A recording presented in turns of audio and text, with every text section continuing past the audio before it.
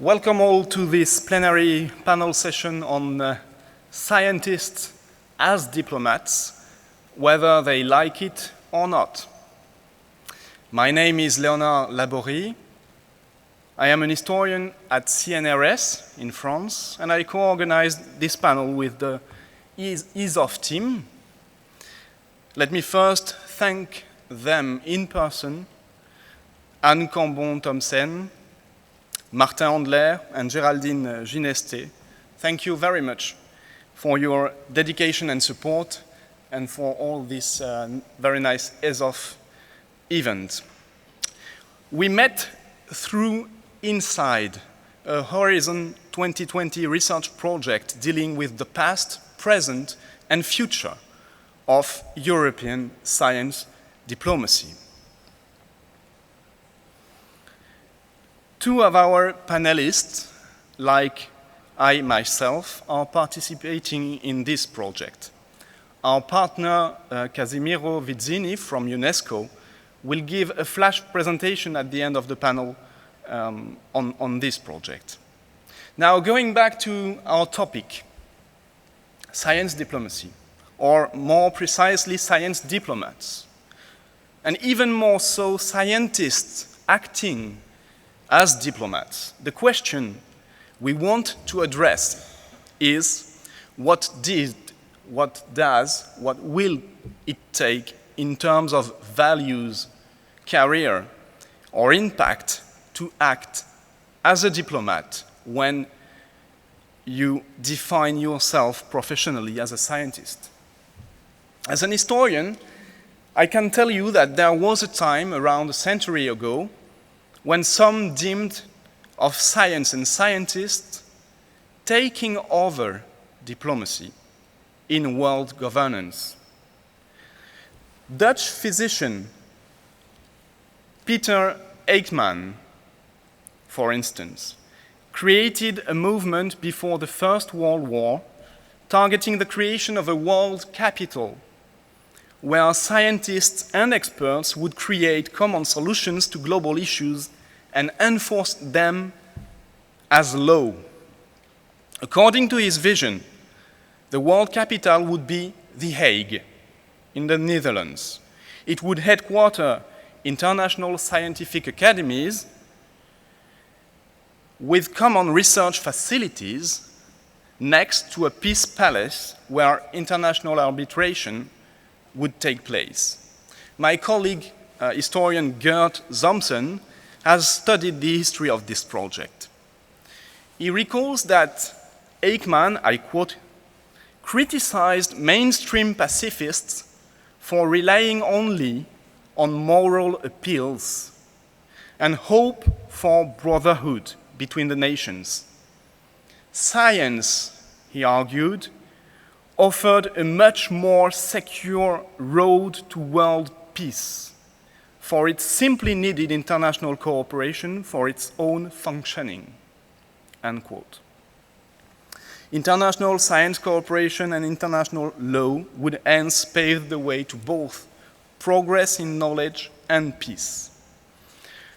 Although The Hague today does harbor the International Court of Justice in the Peace Palace, the rest of his vision never came into being, as you know, and very few are talking today about achieving peace by handing the reins of government to scientists.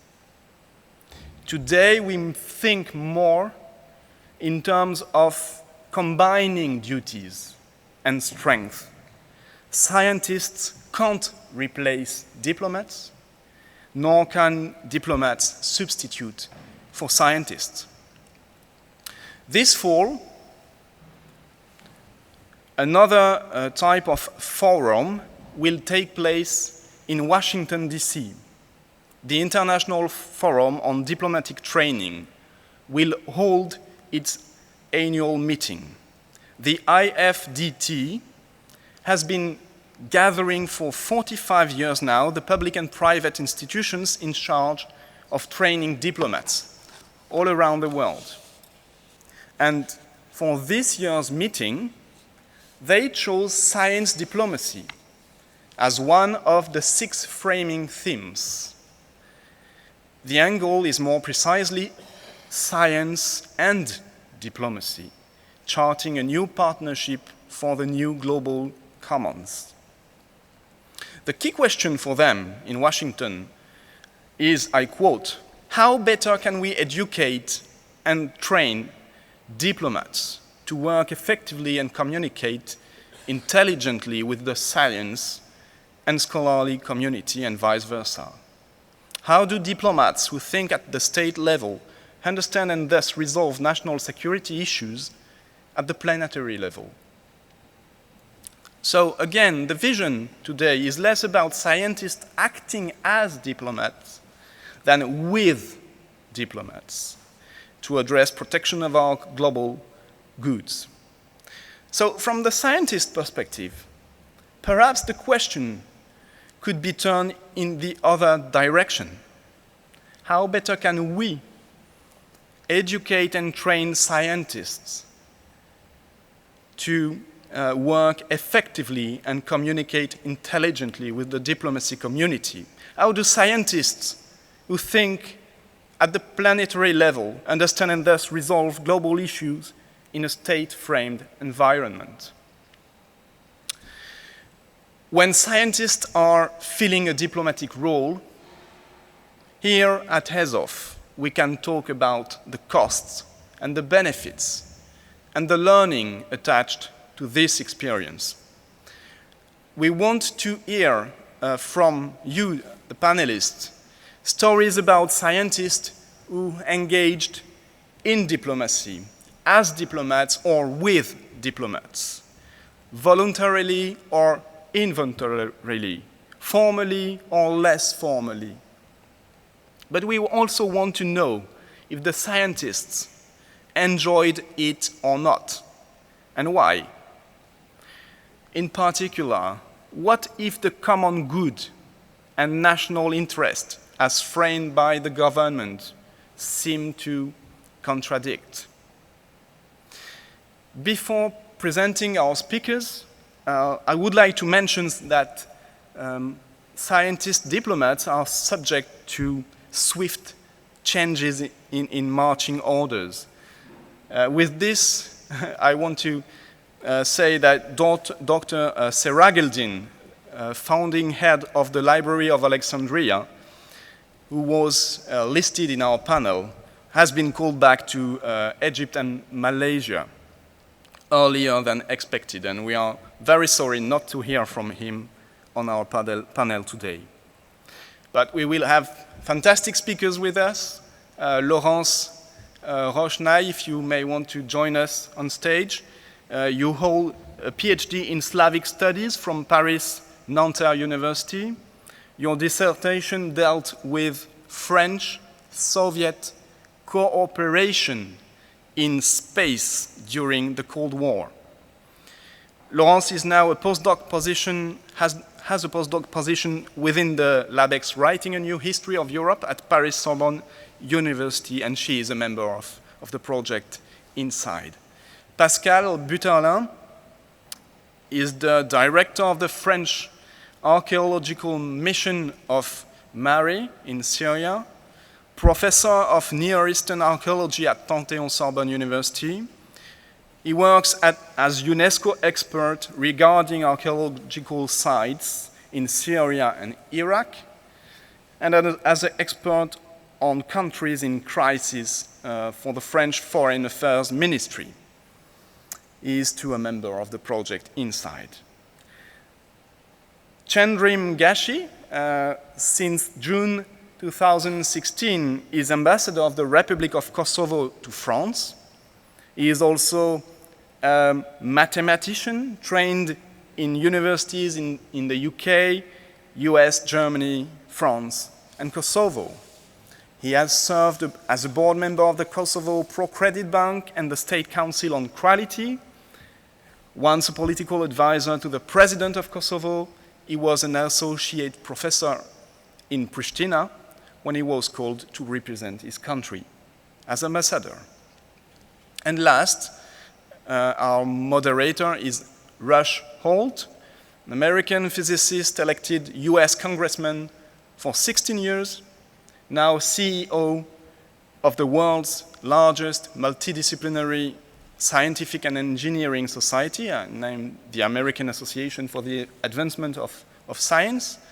Rush Holt also has been part of the US State Department, the American Foreign Affairs Ministry, as an expert in arms control and nuclear program monitoring. We are very proud to have you with us, Rush, and without further ado, I give you the floor for a first series of introductory remarks. Thank you.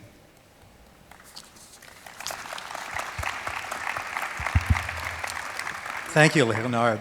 And thank you to ESOF for arranging this, Geraldine for making all of the arrangements, and thank you for coming. I've met some of you who I know are working in this field, and we will be interested to hear what you find. We are talking about scientists as diplomats, diplomats as scientists, science and diplomacy. Two words that for most of my life never appeared in the same sentence. I'll give you a personal story. I got a call from the US State Department when I was a professor of physics. They said, "We need you." And I said, "Well, why is that?" They said, "Well, this was during the Cold War in the 1980s, so more than 30 years ago." They said, "Well, at every interagency meeting, the Defense Department, the Department of Defense, says if we sell this Apple II computer to an Eastern European country, it will be the end of the free world." And then they would say, "And State Department, what do your scientists say?" And the State Department said, essentially, "We don't have any." And so I went to work at the State Department, initially on what would be called technology diversion, but very soon anything in scientific notation was sent to my desk. And I ended up going to Geneva on strategic arms talks and so forth, because, as we say in football, the bench was thin. And my academic colleagues, of course, looked at me not just with bewilderment, but very often with a mild disrespect. It was not appropriate for a physicist to be doing this. Now, there certainly were prominent physicists who, in their old age, did this sort of thing after they had their prizes. But for a young, presumably up-and-coming scientist, this was not appropriate. But things have come a long way since then. Science and diplomacy is now a respected area of study. Many foreign ministries have plans, only partially executed, I think, to integrate science into their diplomacy. And in the sciences, partly as we see here today, there is much more interest and respect for this. You know, it shouldn't be so surprising. The United States' best diplomat, and perhaps the most effective diplomat, Benjamin Franklin, came to France to win the support of France for the new nation of the United States. He was a success in large part because he was a scientist. His reputation preceded him. He was one of the outstanding scientists in the world of the day. But people have forgotten. And so it shouldn't have taken 2 centuries for science and diplomacy to come to where it is now. But as we heard, the International Forum on Diplomatic Training has chosen science and diplomacy as one of their foci. The AAAS and the National Academy of Sciences of the United States for many years has, and some European societies and academies have fostered cooperation in politically difficult situations. US, USSR, Cuba, Iran, North Korea. So scientists have been able to cross borders when the diplomats could not. International science projects of CERN and Sesame and ITER and MIR have shown that that side of diplomacy for science has an important place. I think Horizon 2020, and maybe we will hear more about that, has 3 science and diplomacy projects that are funded, ongoing now. For many decades, the AAAS has promoted the idea of science and diplomacy, and for 10 years, there has been a Center of Science and Diplomacy.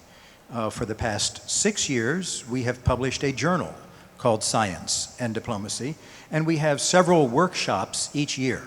One just completed in Washington, another one that we will be conducting with the World Academy of Sciences, TWAS, in Trieste, and another in South Africa with the Academy of Sciences of South Africa. These have been going on for some years now.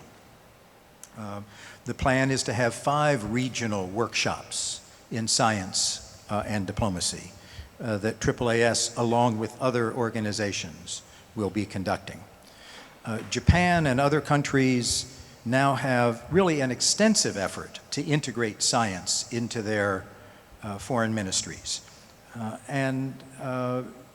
So it is encouraging. It has come a long way since I first went to our foreign ministry, our State Department. But it still, I think, needs to be asked, what does science bring to diplomacy, and what does diplomacy bring to science? And so I would like to begin by asking our panelists that very question. And if I may ask each person to give a quick statement of what they think science brings to diplomacy, and then I will go through the group again and ask you to say what you think diplomacy brings to science. Laurence?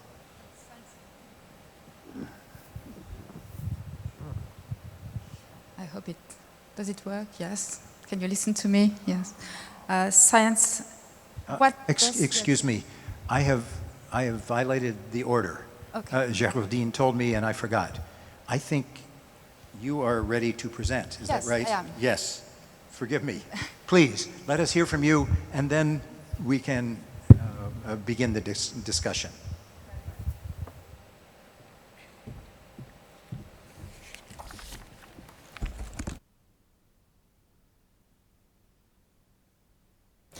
So, thank you for ESOF invitation to talk on science diplomacy and science diplomats.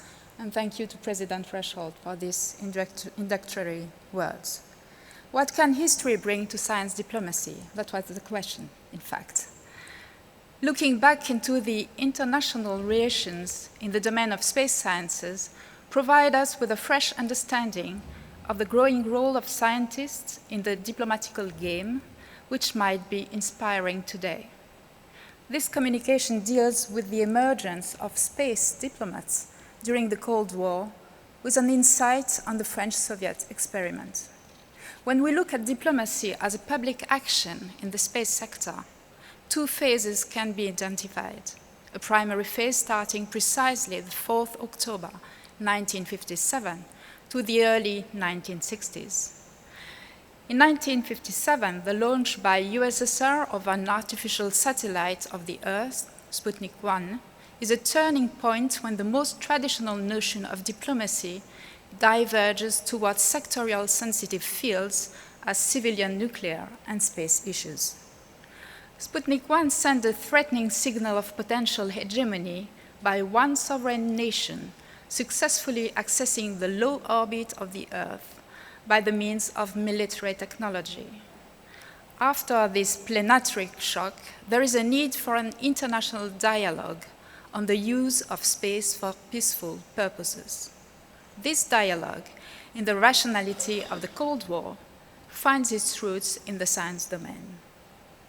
It is formally framed by public entities and learned societies at the beginning, like we know the international organizations as the United Nations Committee on Peaceful Use of Space, UNCOPUOS, created in 1951, just 1 year after the event, including USSR. The European intergovernmental agencies like ELDO and ESRO in 1962, governmental agencies, all of them create a powerful department for international affairs. NASA in 1958, in USSR, the not very well-known MNTKS Bukai by the Academy of Sciences, and in 1962, the French Space Agency CNES. And non-governmental associations provide an arena where informal exchange between scientists of Western and Eastern countries can take place. The Committee of Space Research, COSPAR, or the International Astronautical Federation, IAF. When drawing a typology of the delegates participating in these organizations, they appear to be mostly scientists or lawyers than career diplomats. Scientists acting as member states delegates possess specific knowledge which is strategic within their national space program and also instrumental in the international dialogue. Therefore, we should focus on their practices as representatives, negotiators, and in which extent they might influence in their field.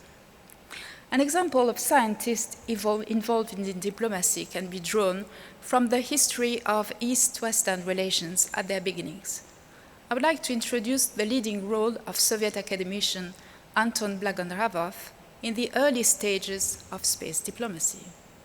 As head of the Interplanetary Committee of the Academy of Sciences, being loyal to the communist regime, General Blagonravov is allowed to travel to the West. We meet him as a USSR delegate to the International Astronautical Federation Congress in Stockholm, where in 1958 he starts an informal dialogue with NASA Deputy Administrator Hugh Dryden about collaborating on space meteorology, aeronomy, and telecommunications. As we know, the talks were effective, followed the same year by the Dryden-Blagonravov agreement. But Blagonravov was not a career diplomat. As a physicist, former student at the Cadet Imperial School, he specialized in artillery and ballistics. He mastered several Occidental languages, among them English and French, which allowed direct exchange. During the Stalin repression, the knowledge he had in ballistics, strategic for the state defense, prevented him from being sent to the Gulag or worse. He was elected in 1954 at the Academy of Sciences. During another multilateral conference, the first assembly of COSPAR in 1960, that Blagonravov co-chaired, French physicist Jacques Blamont asked him informally whether France would have a chance to launch instrumentation on a Soviet spacecraft. Blagonravov, after the necessary political approval, invites French scientists to propose a space project to USSR. In a founding interview in Le Monde, published in January 1960, he opens publicly the dialogue on French-Soviet collaboration in space sciences.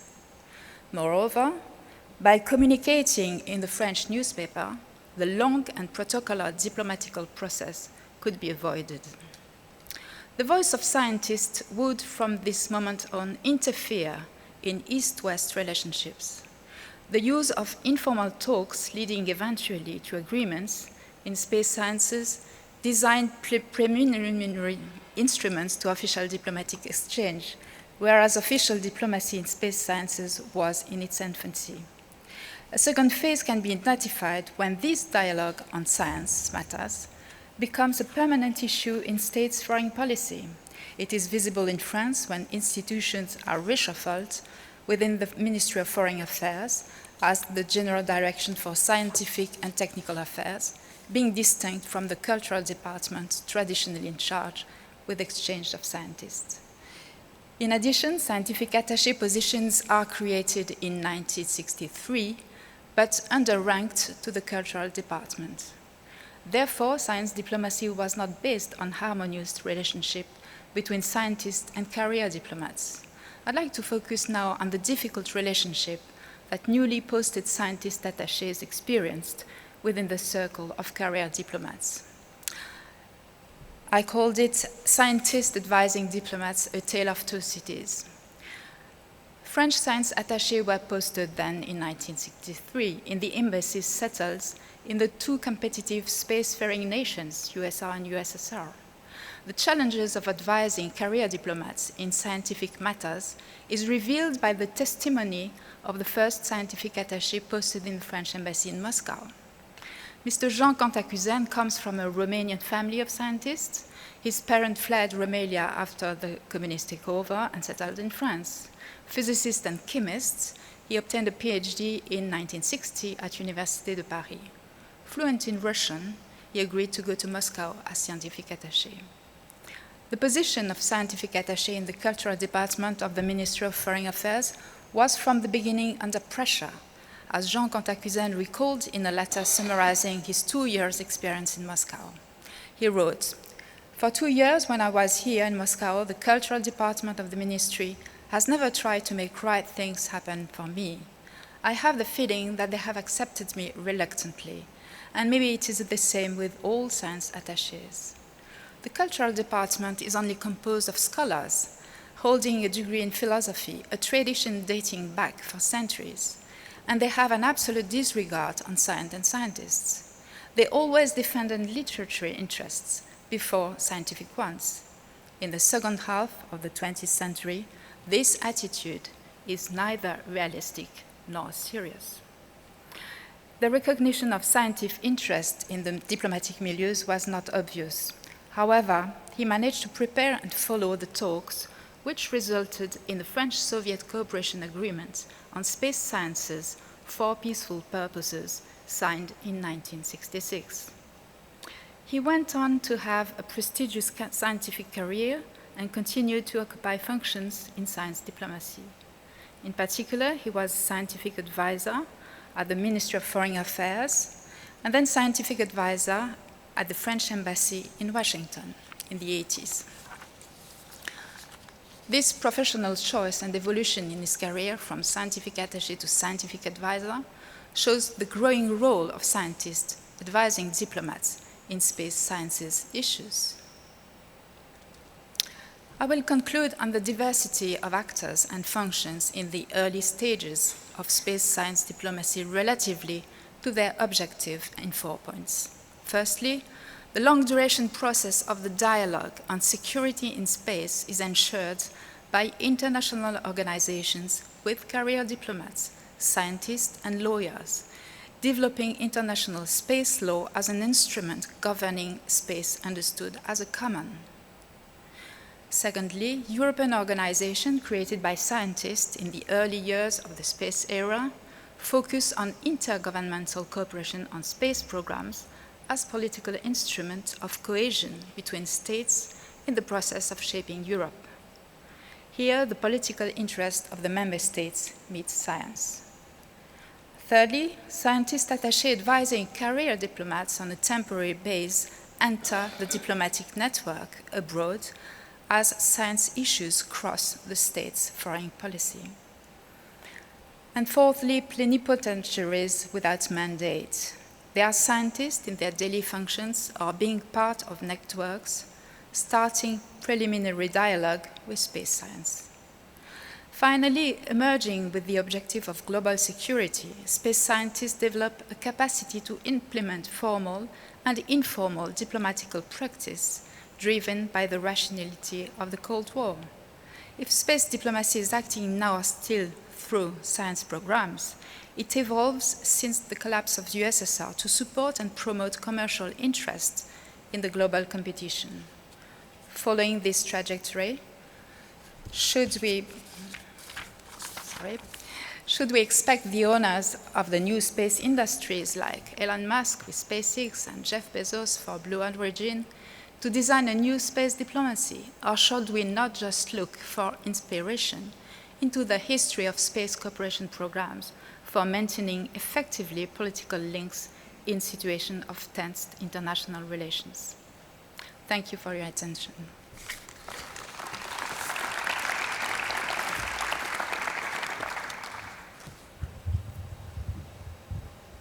Pascal Butterlin, please.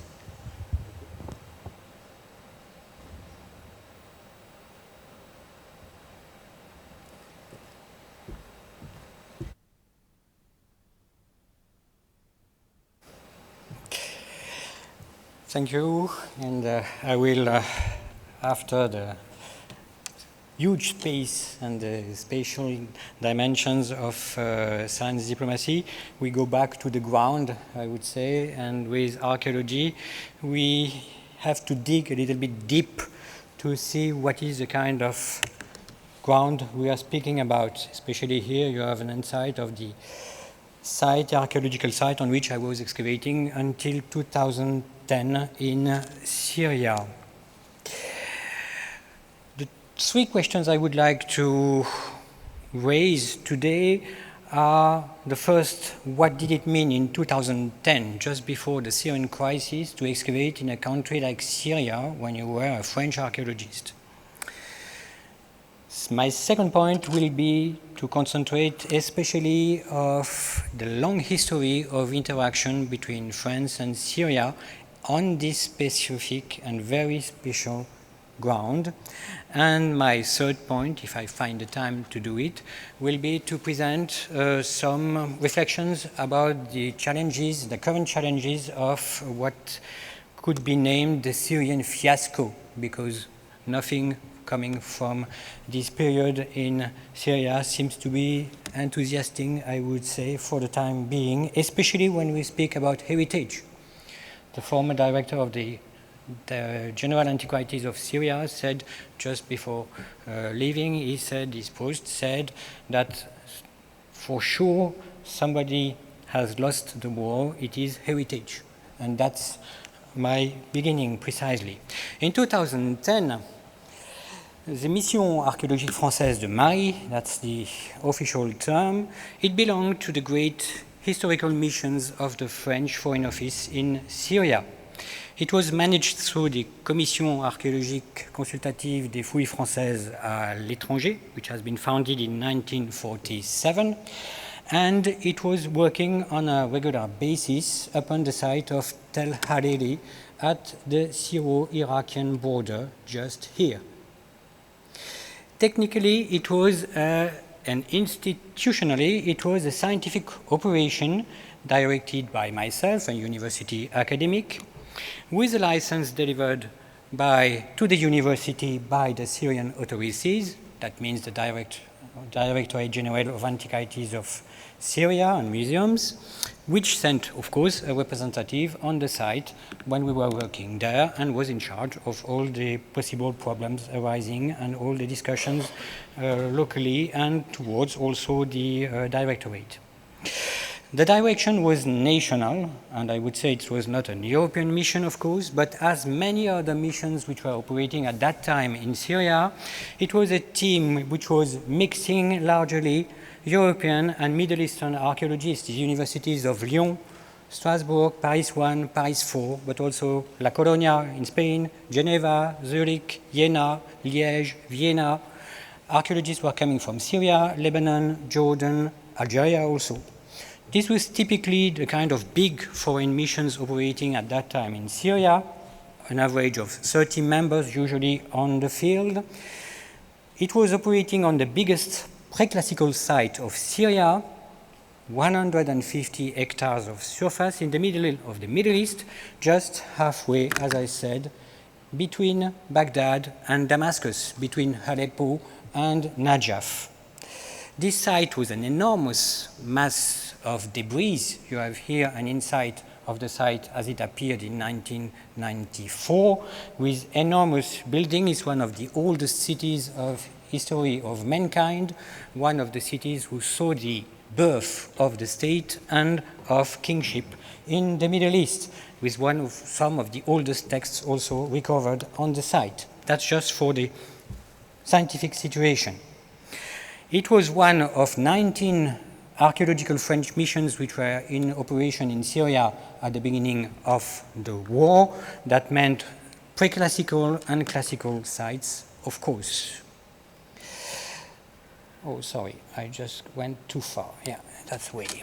So, thinking about science diplomacy, because we won't speak here about, of course, the scientific issues on the site, I would say that it was a very specific time and space, because we were acting as annual missions, usually an average of 3 months on the site itself in Syria, and the link was a multi-leveled system of interrelations, and we discovered very quickly, and you discovered very quickly if you didn't know it, that in fact you had to deal in Paris with the Foreign Office, fundraising, reports, and the Commission des Fouilles on an annual basis. You had to explain to diplomats the scientific results and the interest to invest in this kind of operations in Syria. Of course, it was not something natural. Everything had to be discussed. Second level, it was the French embassy in Syria and the sponsors also operating in Syria. In Damascus, we had negotiations with the local authorities, of course, scientific authorities and patrimonial authorities. We had the support of the French Institute, the IFPO, which is also part of the cultural network of the embassy. That meant logistics, first of all, but also the management of collections, especially in the Damascus and Aleppo Museum. More than 10,000 objects have been discovered by the French mission, and they are, for the main part, in those museums as in their resort. Last level, locally, we had direct negotiations and management of the activities on the field. It was the Euphrates Valley, near the Iraqi border during the war, because when I took over in 2005, on the other side of the border, it was, as far as I remember, the 1st US Marine Division, which was in charge of the operations just on the other side. Petroleum companies, of course, and tour operators on an heritage site, which was also on the list of UNESCO. It was typically part of the soft power network on the ground, in which ultimately archaeologists could join in the career the diplomatic corps. It was not my case, usually as culturel attaché or conseiller culturel, as it is said there. The difficult point was to articulate a scientific project with its own agenda, but also an heritage project. And that was completely different because we had to deal with a very complex local situation in the Syrian Far East, just in front of Iraq, in an explosive world, and everybody knew that it was really explosive. In this picture, I would say that science diplomacy was emerging very slowly, and Europe itself, as an actor, was in fact an emerging power on the set, on the screen of archaeology. We had to manage a very difficult past, and a lot of questions remained just when the war broke out. The first problem, and it was especially very difficult in this kind of excavation, was to manage the heritage of a very ambiguous past. This past was the reconversion of imperial and colonial archaeology in modern global scientific projects integrated in the UNESCO heritage management ways. And that doesn't go so easily as you may imagine. We had a long history of relationships between foreign missions and Middle Eastern countries, which is usually presented through two lenses. Either you see it through the lens of the Black Book of colonialism, that's the first way. The other way is the naive hagiography of a so-called golden age of archaeology, the great time of the great archaeologists of the 20s during the beautiful excavations from Tutankhamun to the Ur cemetery. Mari was discovered in 1933 after 85 years of foreign expeditions in the Middle East, especially in the European Ottoman Empire and the Persian Empire also. 80 years of discovery of the after the discovery of the great Assyrian capitals. Let us just remind very quickly, I won't comment, we can come back later if you wish, that Botta, Polymil Botta and Layard were both diplomats, British consul and consul of France. They discovered the Assyrians, and they were science diplomats à part entière, I would say. Later, great engineers, especially Jacques de Morgan or Walter Andrae in Germany, took over this kind of place. And later on, at the beginning of the 20th century, the generation of Laurence of Arabia, Gertrude Bell, Max Mallowan, and Agatha Christie played the same cards on this kind of interaction between science and diplomacy at the time of the French and British mandate in Iraq and Syria. That was the time of the discovery of Mary under the rule of the French. It was a French mandate, and Parrot was operating with the support of the French army of Levant. It was a complete colonial experience. And this mission, through the repeating crises of the history of the Middle East, remained in Syria. It appeared also in the 50s and the 60s after the French left Syria, but he was still there. And you have here a picture of his meeting with General Chichakli on the site at the beginning of the 50s. They were, and we still were, of course, welcome in this kind of situation, even through the great crisis. Of course, during the great wars, 56, 67, in the 80s, and later in 2003, of course, the current crisis stopped momentarily the excavation, but we came always back, usually, and the link was also and always maintained. That produced 200,000 documents, which is one of the biggest archives we have in France about foreign archaeology in the Middle East. This means a life of long-living cooperation and an international network which has to be reminded every day to our actual politicians, because it is very difficult. People tend to forget very quickly the deepness of this kind of involvement. They are, of course, in more precise and problems, as with the Syrian fiasco. The Syrian crisis, it was the end on the ground of the missions, you may imagine, and it began, in fact, for us, it was a new way of working in the middle of what was really a nightmare. This meant that the whole building we had created of relationships would be deeply shaken in the scientific community, in the scientific world, in the diplomatic world. The new issues we are facing now are the monitoring of the situation of the ground, when it is possible, the monitoring of archives, and this monitoring of archives is very, very important because now it's an heritage issue and a political issue. And the second and last and third part would be to provide expertise for the possible reconstruction of the site. The main thing we have observed during the last 7 years is the development of what we may call war archaeology.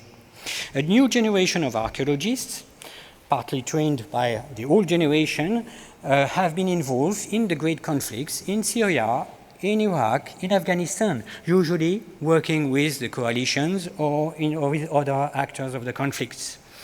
This means documentation of the lootings and destruction, with a special case, of course, when we are discussing heritage as a target, because when it's specifically spotted, as with Daesh, we have something else.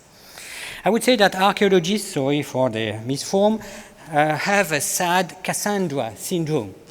Just to remind you, destruction of the Buddha Bamians just before the fall of the two towers, destruction, looting of the Baghdad Museum in 2003, and later the destruction of Palmyra, the looting in Mari just before the Daesh campaign of uprisings and attentats in France. We would say that the archaeologists are the great watchers of their time, and they should be heard a little bit more, I think, when we see what happened after that. We have here a clear diplomatic and political aspect, especially when we deal with the trap of Daesh. No neutrality of the heritage issue in this kind of war. That's my main conclusion. We have here, you know, all those pictures. Nimrod, I don't comment, and here the pictures we made with Qëndrim of the site of Khorsabad, which was under the control of Daesh at the time we took the pictures. Mary, just to remind you, with the sad car maps of today, was just in the middle of the so-called Daesh state, just here. That's the situation in last December, before the Syrian army came back on the Euphrates. The systematic looting of the excavation has been spotted along the destructions of the site. But just to give you an insight of the importance of those problems, here you have a beautiful picture. I took one sunset in Mari long ago, in more than now 10 years ago, something like that. That's the situation today, after 8 years of plundering, systematic looting and destruction. And we have the duty to give those information very quickly to make understand how difficult it will be to discuss reconstruction. Archives are a major heritage and a diplomatic issue. They are patrimonial and they document a vanished world. It's a major issue for reconstruction. Here are some views of our archives. Those challenges of reconstruction are to build upon a memory of shared relationships, to build also the memory and the common future. What will be the part of European diplomacy on that spot? It has to be decided elsewhere, I think. Thank you very much for your attention.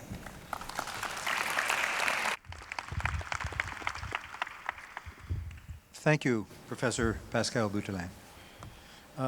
Next, we have yet another change of pace. And this is with Qëndrim Gashi, who is, as you heard, the ambassador of Kosovo to Paris and a trained mathematician. In fact, I'm told quite an outstanding mathematician. Qëndrim? Thank you, Rush. Thank you also to Léonard. It's a pleasure to be here, to be part of this panel, and to be among you here today. It's very warm outside, but I can assure you inside as well due to the lighting. After the ground and the space, now we go to mathematics.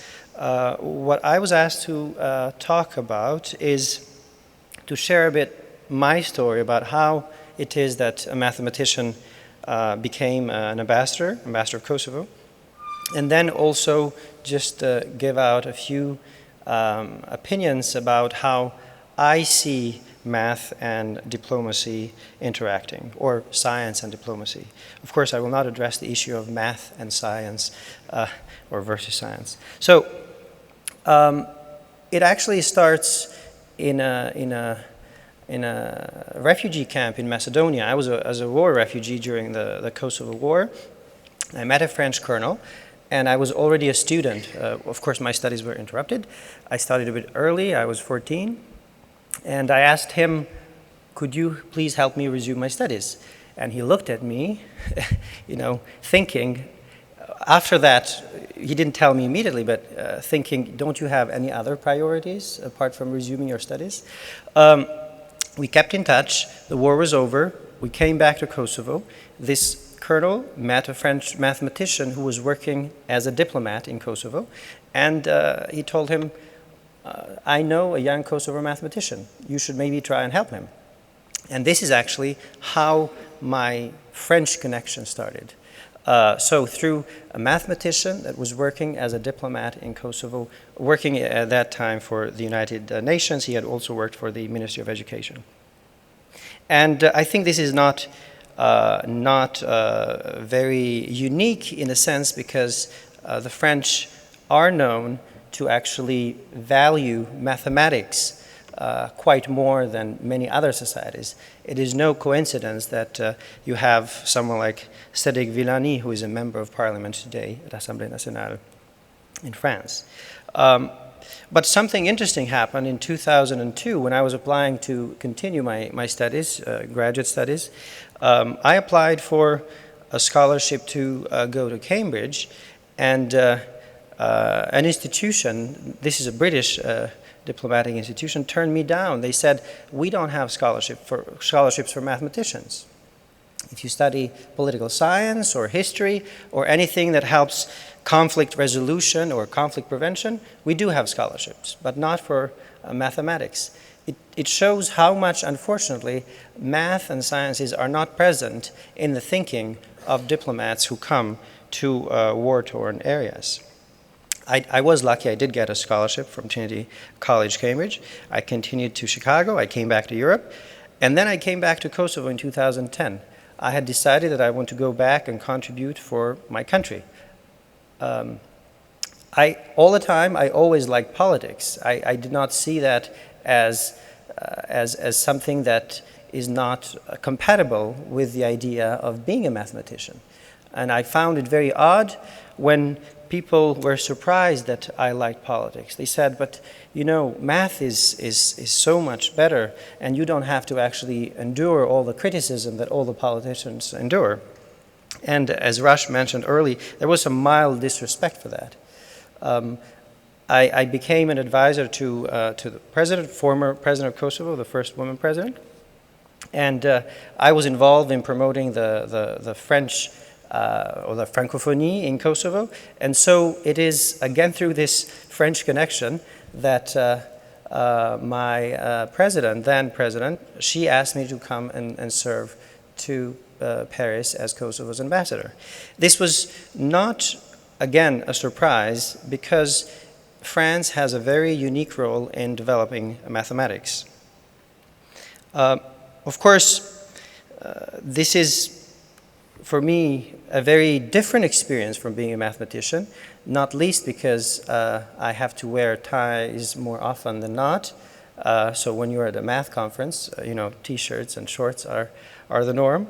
But what I like very much about it is the fact that I'm able to first shatter some preconceived ideas about mathematicians being unable to communicate about things that are not related to math. This is a problem. This is a challenge. I mean, the challenge is for the math community often that we're seen as perhaps good people, perhaps very intelligent, but also odd. And our place is somewhere in the room, but maybe at the corner, and we don't actually have to interact very much with the rest of the people. And when I think that, in fact, mathematics and sciences in general, they have a very unique role to play in development of cooperation between peoples and governments, and of course diplomacy is one such tool in that cooperation. Something that has changed enormously in the way that embassies work now, as you all are aware of, is the way that embassies interact with the populations where they serve, and also the way that those populations, you know, make their opinions heard toward these embassies. Let me be more specific.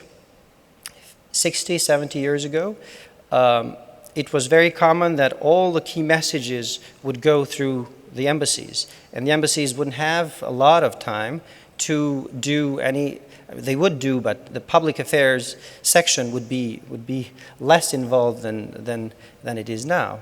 Nowadays, leaders, they can discuss with each other directly. That's very easily done.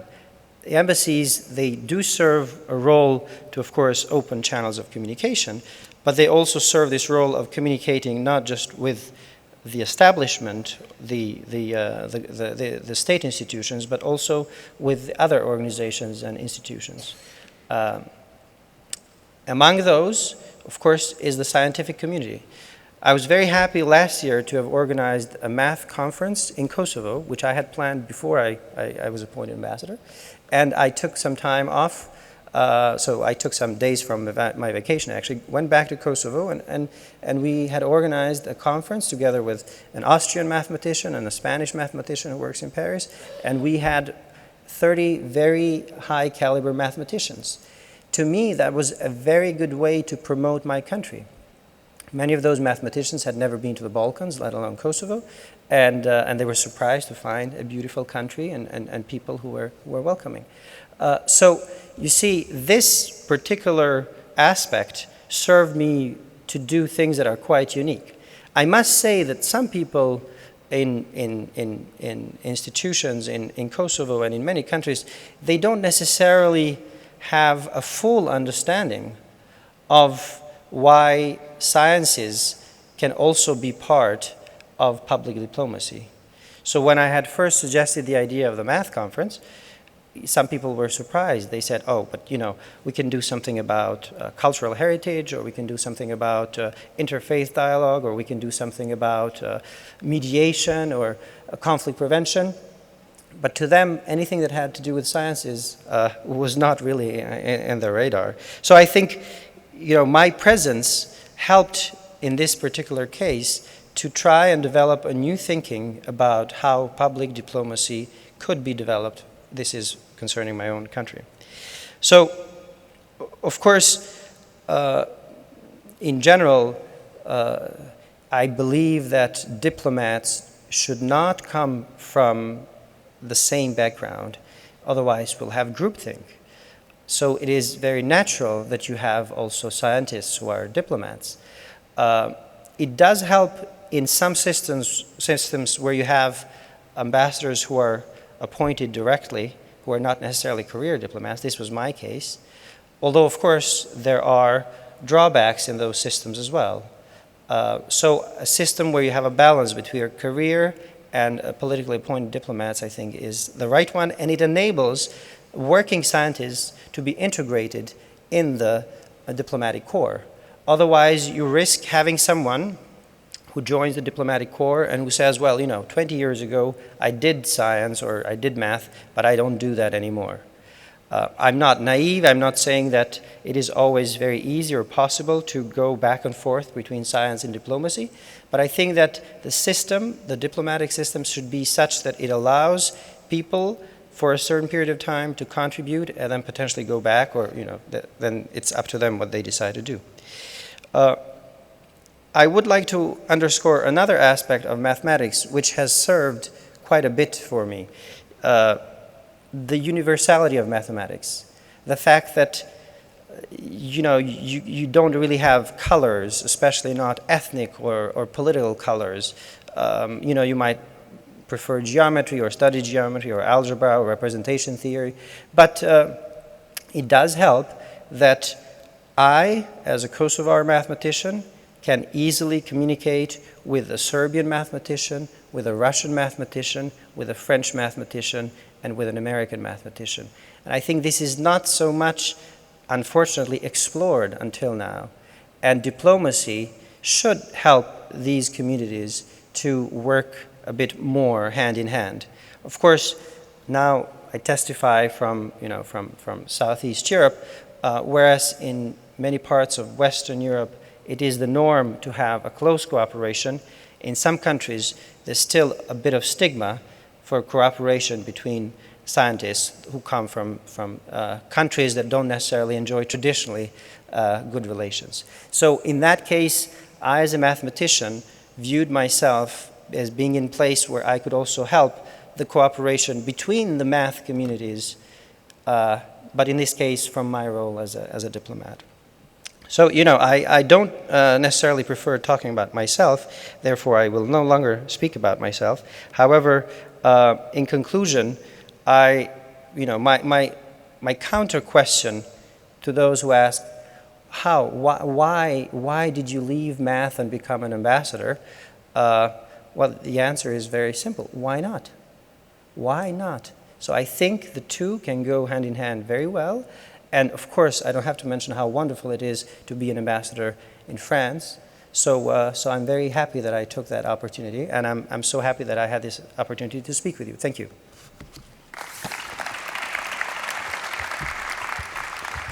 I think you will agree we've had 4 wonderful talks. They've stimulated many questions on my part, but I think it would be more beneficial if we turn to your questions. I think there are microphones available, is that true? I guess on this side and that side. So please, if you will, bring your questions to the microphones, or we will bring the microphone to you.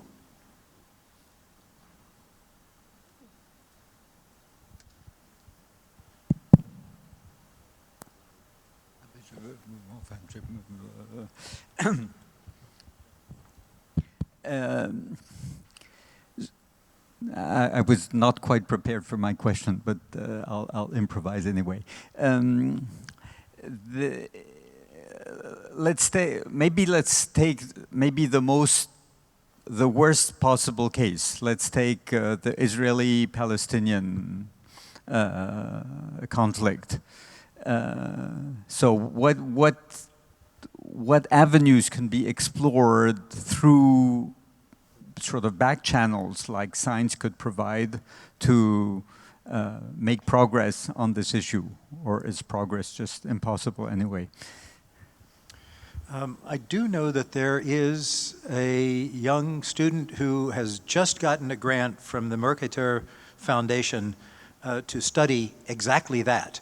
I will tell you what little I know, which is sesame is a remarkable accomplishment. The synchrotron light source in Jordan has 6 or 8 countries, I forget, 10 countries participating, and from the beginning, Palestine has been there. And yet, Israel also came in and contributed money. And then a year or two later, they contributed more money. It is, I think, a remarkable achievement because it is good science that provides a diplomatic forum. As for other science, hydrology and so forth, as I said to my friend here, I can't point to any successes. Maybe the student can. Yeah. Would you care to comment on not to push? He has barely begun or has not begun his fellowship. But do you want to tell us how you frame your study plan? No, exactly. So I didn't begin yet. I will start in September, exactly working on the issue of science diplomacy in the Israeli-Palestinian conflict. And there is Sesame as a good example, as you mentioned. We were just before in the session. It's interesting because we ask actually how in the Sesame session, how they really tackle this issue of creating peace between different actors working at Sesame. And they say the most important for them is the science. And the rest, the collaboration, comes as a second part. It comes automatically. And I think we realize it all as a scientist. When we work together, we are here at ESOF. We go to a party together in Espace, City d'Espace yesterday evening, and we don't care if we dance with a Palestinian or Israeli. And I think there are those approaches. And then there are the other approaches where are more grassroots, where you really work with the community. And there are more projects in the region working on water and environment issues. Which I think is very important in the region, maybe more important than particle physics. And then there are many small initiatives also, simply between two Palestinians with 2 Israelis working that are not really known. He told me before about an initiative in Italy. So it's a lot of small points existing in the scientific community, and if there's a way to combine it, all of that, and make it create an impulse and create political impact, this would be nice. So this will be the aim of my project. It's worth noting that not only Palestine and Israel are there, but also Iran. So, yeah. Yes, over here. Maybe can I add something? Because I arrived here in France in 2009, and I was in the internship between France and Syria. I am in PAB, Program Assistant Boursier, which is carried on during 15 years. Each year, 50 students came here in France for master and PhD. And I was so lucky to benefit from this program in 2009 until 2015. And after my scholarship, there is two programs of PAB, and after that it stopped because of war. So I wonder if it will be continued after that, and I wish that, of course. But I would like to add, before we arrived here, we had a meeting with the president of the University of Aleppo, and he told us, listen, we send you as a diplomat to France. don't forget that. Thank you. Thank you very much. Yes, I appreciate particularly your point, because I hadn't the chance to develop that part. Of course, one of our main issues was the training programs, and especially on archaeological sites, of course. And we had a lot of students who were coming from Syria before, of course, the beginning of the war. After the onset of the war, it became a huge problem because they were in difficult situations usually, and there's been a special attention, especially at the Foreign Office, to avoid any complications, especially for those Syrian students. They had to define, of course, and especially they were beginning PhDs. It was at another different level. And the main question was to know how to manage that, because PhDs, they finish usually, and we prefer them to finish. But what do they do after they finish their PhDs? It's, of course, a very difficult question. And the second point is, of course, the future, because the building up of the future, the reconstructions program need a huge amount of training programs of Syrian students, especially among the whole world, in fact. And that's one of the main issues, is to provide this training in the very complicated political situation, you know. But for us, it remains an absolute priority, because they will have to rebuild this country, I hope, once and all together, I hope, of course. And so thank you very much for your precision.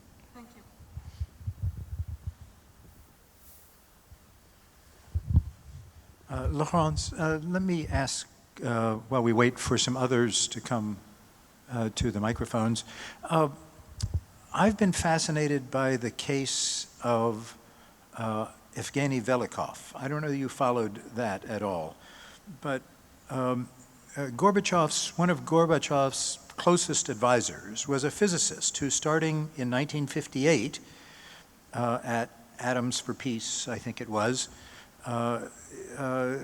traveled to international conferences,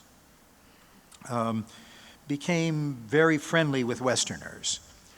And I think he imbibed deeply the principles and practices of science. So, Qëndrim, when you say science has an international language, that is only part of it, I think.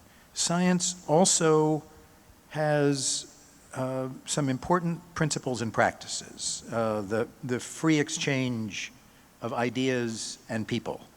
That is a principle not always reached, but a principle upheld or espoused. And also the idea of open and public criticism. It's almost insidious, so we shouldn't tell any of the totalitarian governments that this is the case. But Velikov, I think, had a large role in moving Gorbachev toward his liberalizing policies. Are you familiar with that? Yes, this is a very good example of these scientists working in a totalitarian regime and that have the opportunity to travel to the Western countries and being familiar, being acquainted with the culture of the country.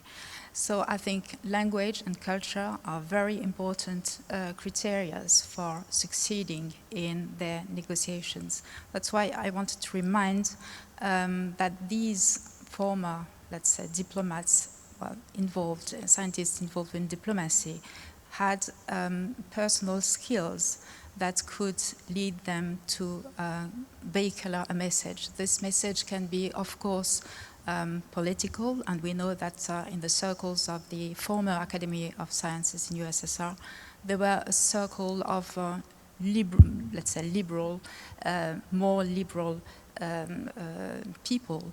And this led to a certain point which I would like to recall in the history of space programs, the well-known Vega program, which is the encounter with the Halley comet, was internationalized by Roald Tagdiev, who was the director of the Space Research Institute and also more acquainted to the West.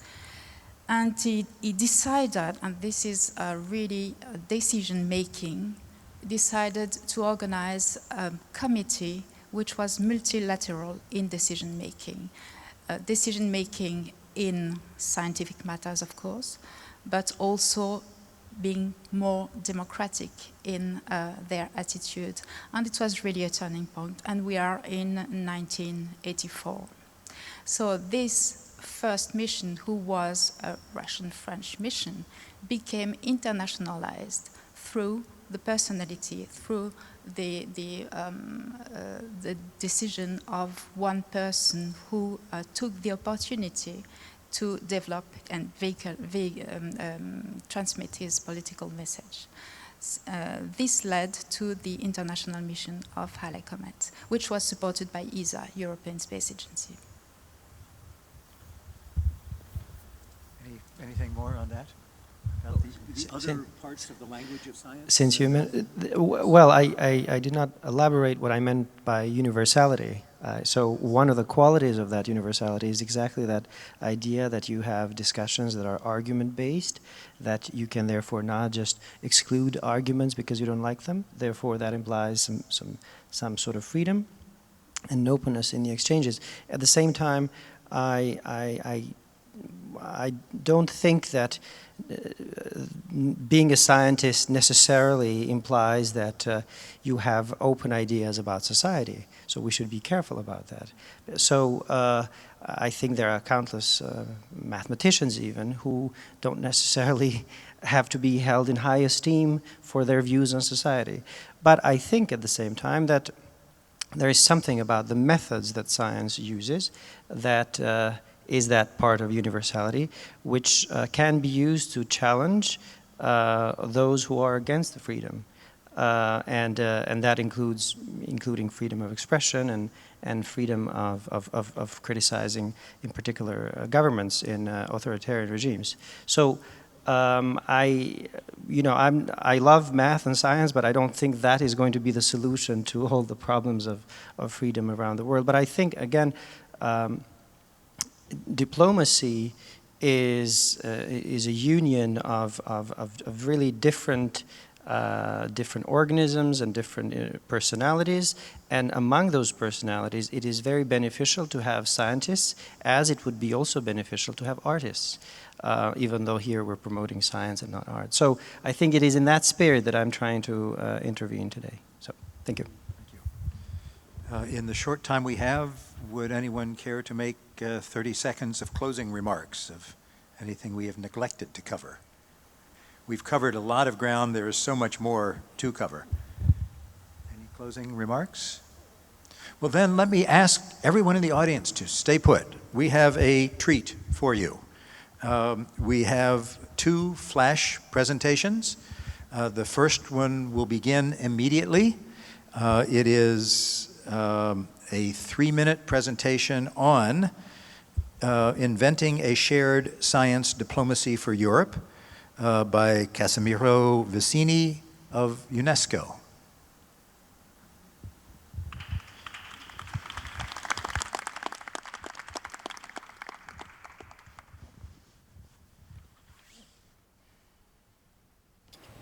Good afternoon. So inside, I'm Casimiro Vizzini. I'm responsible for the project inside in the natural science sector of UNESCO. And inside, under this acronym, we have inventing a shared science diplomacy for Europe. The idea stems from the need of creating a European science diplomacy, but a common European science diplomacy. And it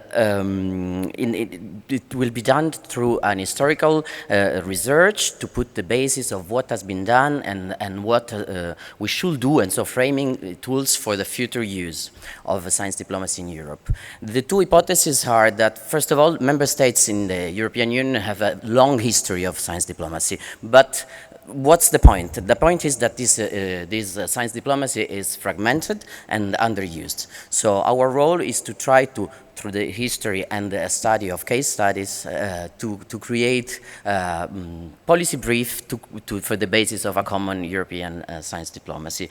The project is structured in case studies of different topics like heritage, health, security, environment, space, and then two common, and we had some example of what we are doing in the plenary session before. And then we have two transversal cross-cutting strands that are power, that aims to define the concept, the practice, and the strategy of science diplomacy, and science diplomats, who they are, from which institution they are coming from, and which institution they have behind promoting the idea. And we had examples with Ambassador Gashi of what is a science diplomat. Inside is structured in work packages. The work packages of case studies are focused on the topics that I mentioned, and then we have in UNESCO the duties of the impact of the project, the communication, and the legacy. And the coordination is assured by the CNRS Panthéon-Sorbonne Université in Paris. Thank you, Casimiro Vicini. So that concludes our science and diplomacy. Don't leave, there's one more flash talk, but which is on humor. It's worth waiting for, but I think it is a different subject. So let me take this moment to ask you to join me in thanking the presenters on science and diplomacy.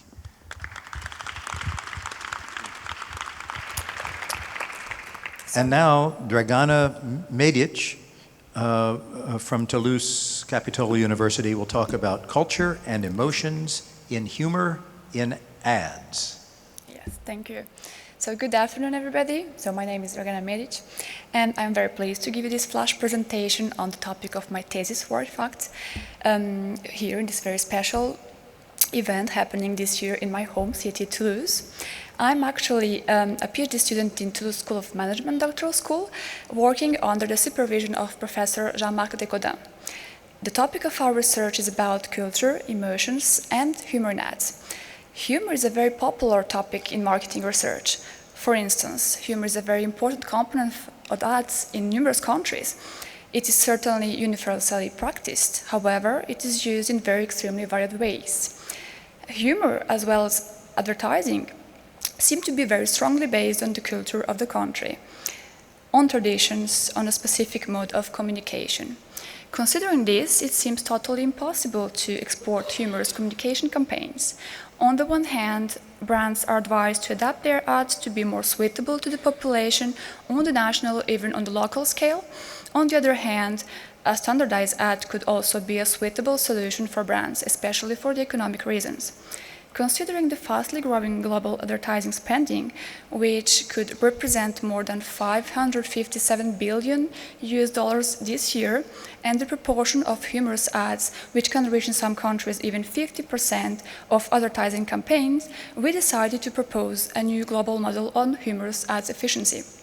In our cross-cultural research on humor in ads, we decided to compare 3 countries, France, US, and China, in order to better understand the influence of culture and emotions on the consumer perception and behavior. We decided to study their cultural dimension specificities, their sense of humor, their reactions faced to humorous commercials. We also decided to reconsider the possibility of a standardized humorous ad solution and study in which case humorous ad could be efficient on the global scale. So if you are interested to know more about our research, we invite you to join us at the poster number 72. Thank you very much for your attention. So maybe that presents an idea for another session, humorists as diplomats. That might go far. Again, thank you all for coming.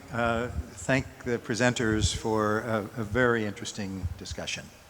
Thank you.